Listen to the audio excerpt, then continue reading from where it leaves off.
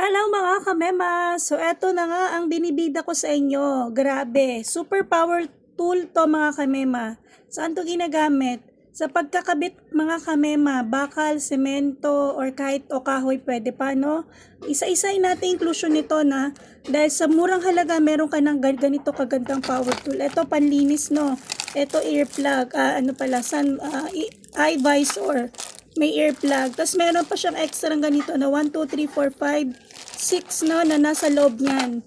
So may spare parts ka pa. At ito yung mahalaga mga kamema. Ito yung pinakatak niya no, na inilalagay dito sa unahan para pangkabit mga kamema. Para siyang nail gun. Tapos may extra pang ganito. So ang dami yung inclusion mga kamema. Super power tool to mga kamema.